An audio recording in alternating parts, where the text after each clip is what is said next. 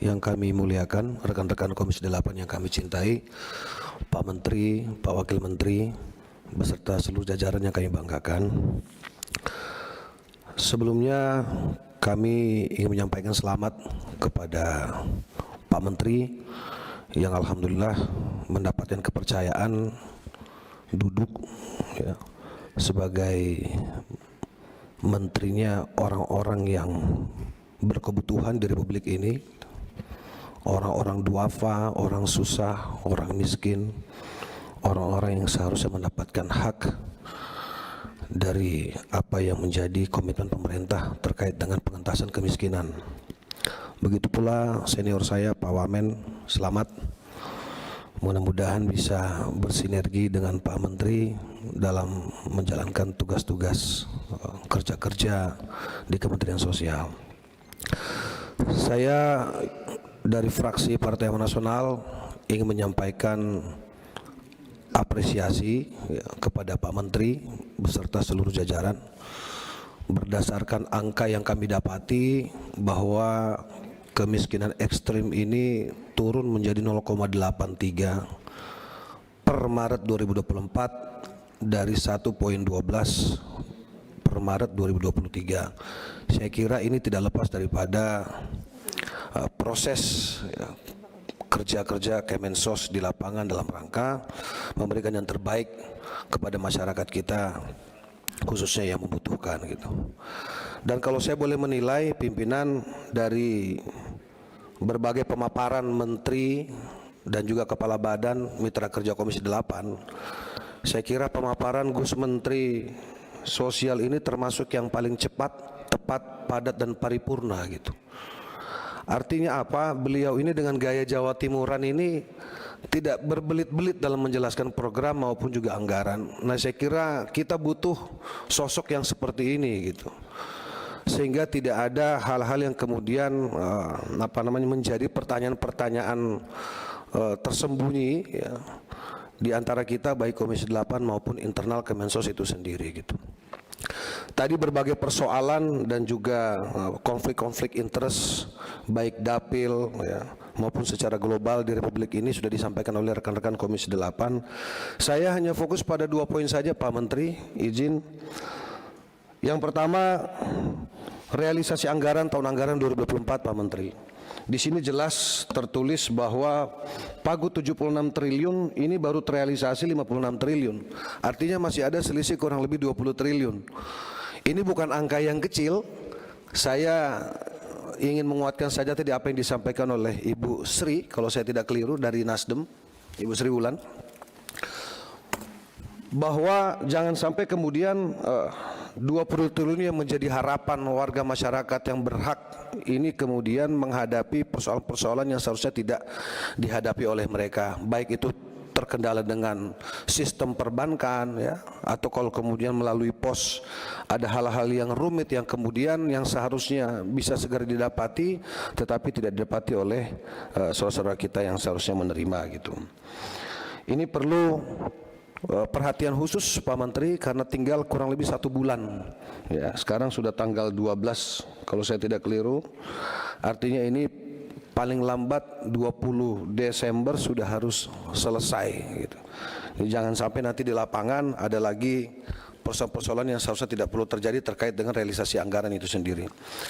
Yang kedua Pak Menteri, izin pimpinan saya langsung saja karena tadi pimpinan sudah menyampaikan tidak usah berbasa-basi karena banyak sekali yang saya kira kurang lebih template persoalannya mengenai data, verifikasi, validasi dan lain sebagainya. Ini di dapil saya Pak Menteri. Ini ada foto saya, jangan lihat foto saya, ini ada di sebelah saya Pak. Ini anak yang ada di Jakarta Barat Pak Menteri. Beliau ini punya saya sebut penyakit cerebral palsy kalau saya tidak salah itu. Ini terkait lumpuh otak, gitu kan, saraf, otot dan lain sebagainya Pak. Ibunya ini hanya kalau saya sebut ya pekerja serabutan lah gitu. Yang seharusnya ini masuk dalam data penerima bantuan sosial Pak. Saya tidak paham apakah ini masuk dalam PKH, apakah bantuan beras, apakah bantuan pangan non tunai atau BLT dan lain sebagainya. Tapi intinya satu pun bantuan dia tidak dapat gitu. Ini tidak saya Pak Menteri. Nah tadi saya menguatkan yang Pak Husni sampaikan tadi. Mudah-mudahan Pak Husni nggak nunjukin foto, karena kalau Pak Husni nunjukin foto bahan saya habis Pak. Gitu. Nah kebetulan kami bawa gambarnya Pak. Nah itu satu Pak. Misalnya ini kasihan Pak, ini jalannya ngerangkak Pak Menteri. Saya nangis waktu lihat ini Pak Wamen. Saya nangis Pak. Anak ini semangat Pak, pengen sembuh. Dia bukan butuh kursi roda Pak, butuh apa, penyangga kaki itu loh Pak untuk berdiri, karena dia sekarang sedang mengikuti apa namanya treatment, apa namanya itu, fisioterapi Pak Menteri. Kasihan Pak, kami hanya bantu seadanya Pak. Gitu. Jadi kalau tadi disampaikan Pak Husni itu benar sekali.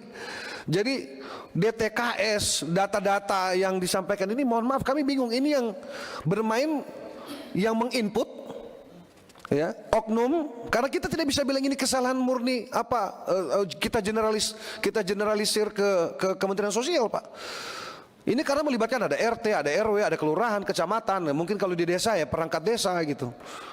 Ini saya tahu pimpinan ini Pak Menteri ini orang yang sangat jiwa sosialnya tinggi sekali Pak. Paham saya, beliau ini dekat dengan rakyat Pak. Dekat dengan rakyat. Tolong teman-teman jangan curiga dulu, ini program belum ada ini. Ini karena memang saya kenal beliau aja Pak. 15 tahun Pak Maman, 15 tahun dengan beliau ini. Beliau ini jangankan ke orang miskin Pak, ke orang sukses saja beliau ini bagi-bagi rezeki Pak. Ya buktinya band saya dulu sering banget dipakai sama beliau Pak.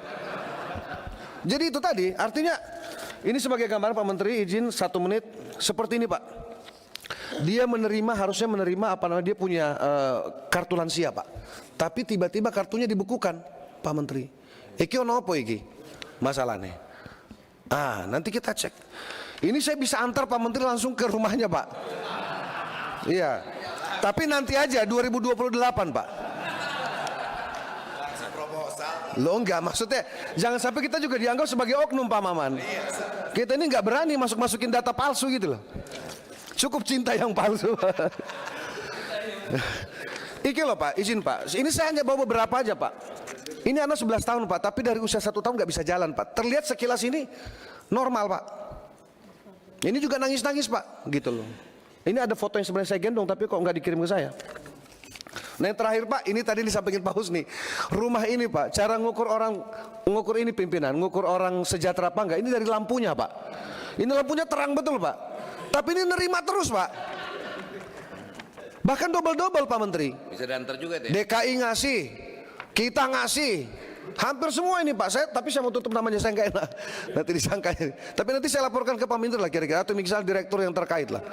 Nah artinya Pak, ini terakhir Pak. Ini Pak, coba lihat pimpinan rumahnya Pak. Apalagi yang terbaru yang viral ini Pak, yang 13 orang satu rumah itu Pak. Itu kebetulan di Jakarta kan Pak. Coba di mana? Di mana kita ini Pak? Kita punya hati ini Pak. Kita bicara hari ini data terpadu. Data yang mana? Datanya siapa? Ini loh di depan mata kita nih loh Pak. Tadi Pak Menteri bicara tentang anak jalanan. Mohon maaf, Jakarta ini di jalan masih banyak. Itu harus kemana anak-anak itu gitu.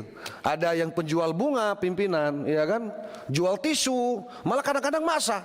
Nah kalau kemudian ini merupakan apa namanya, bagian daripada modus yang mengarah pada eksploitasi anak, ini Kementerian Sosial punya tanggung jawab moral Pak, untuk berkoordinasi dengan, saya nggak tahu apakah pemerintah DKI misalnya, pemerintah daerah, dalam hal ini Satpol PP selaku penegak perda dan seterusnya. Tapi tidak mungkin lah kita ini ngajarin Pak Gus Ipul ini berenang, orang beliau ini sudah betul-betul berada di garis rakyat gitu loh, didampingi dengan Pak Wamen yang aktivis sosial. Saya kira ini pasangan yang paling komplit di kementeriannya Pak Prabowo ini Pak. Ditunjang lagi dengan kerja-kerja para sekjen dan dirjen dan turunannya. Mudah-mudahan Kementerian Sosial ke depan semakin kuat gitu.